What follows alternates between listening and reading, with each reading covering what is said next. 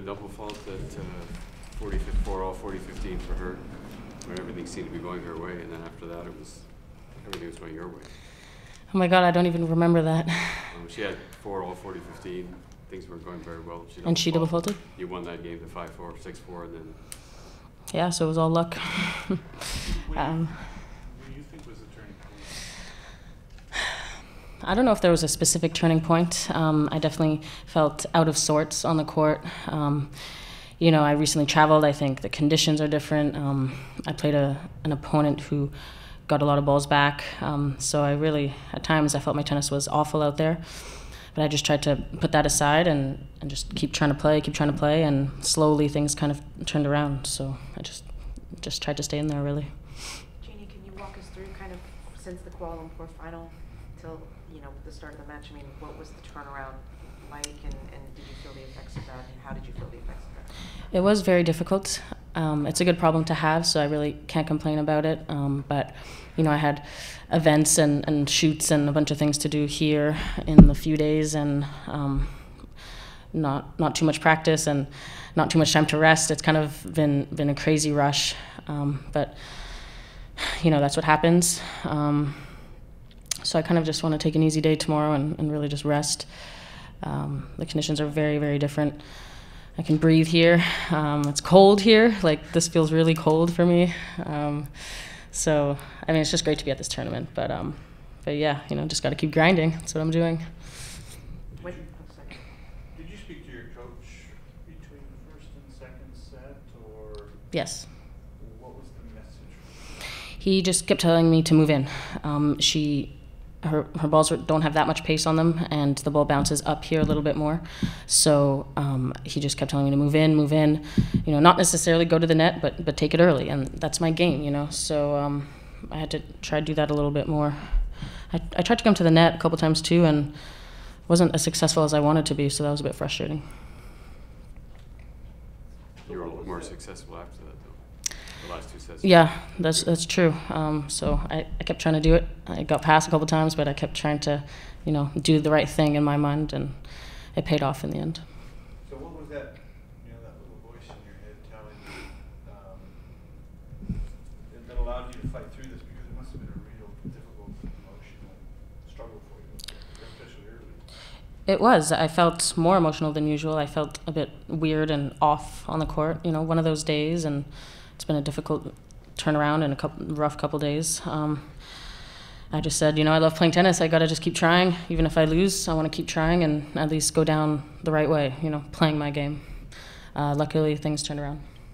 When did you actually get here? What was your route getting here? I arrived, I landed in LA around 11 on Monday and drove up here and had shoots that day, and that was my day off.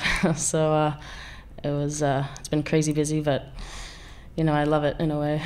But very difficult, and not a lot of sleep between, I don't know, Sunday and till Monday. It was very long. You hit Monday as well as doing the shoots? No. No, I got one day off of tennis, working in different ways. Genie, you were saying that, you know, you were trying to do the right thing, get yourself to the net, do what your coach wanted to tell you. I'm sure also you really wanted to win. Sometimes those two things can conflict, wanting to do the right thing versus just wanting to be desperate and just winning. So how do you manage that? And can you commit to the changes that you need to make in your game? It's hard, and I think sometimes when I'm not focused on doing the right thing, I find myself maybe backing off a bit without realizing it, and kind of subconsciously, you know, just trying to stay in the point and just grind. But it's important to realize it as soon as that happens, and I don't know, it took me a set today to realize, maybe more.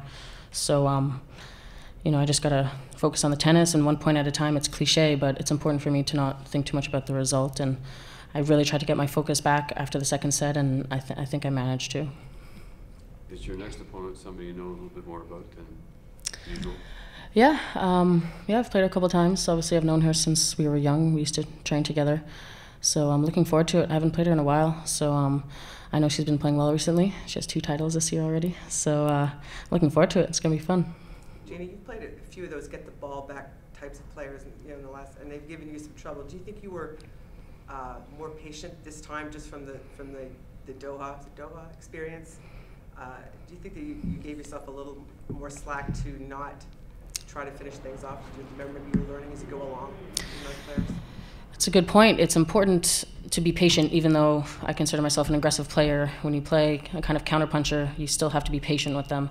And but at the same time, you know, pick the right moments, I think, to come in. And even in the finals in Kuala Lumpur, you know, we had some crazy long rallies, and I think I didn't finish the point off enough, so I kind of tried to move up more in my match today, and sometimes it didn't go well at all, but I still kept trying to do that. But, you know, I'm going to play these players all the time, so I have to really work on my patience.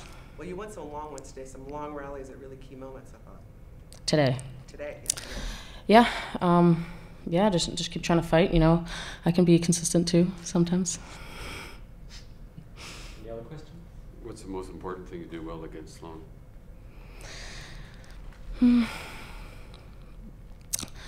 I think would be to stay emotionally stable and focused. I think she can play great, and I need to stay with her, even if she has moments of greatness. I need to kind of weather the storm, stay with her, because I know I can be consistent, and you know, she might not play great all the time, but still, you know, obviously impose my game.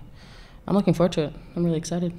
Does it take any pressure off at all that you're playing a familiar personality, opponent, game style than maybe what happened today with maybe not knowing exactly what was gonna go down out on court initially? I think it's just different. My opponent today definitely played better than I expected, really.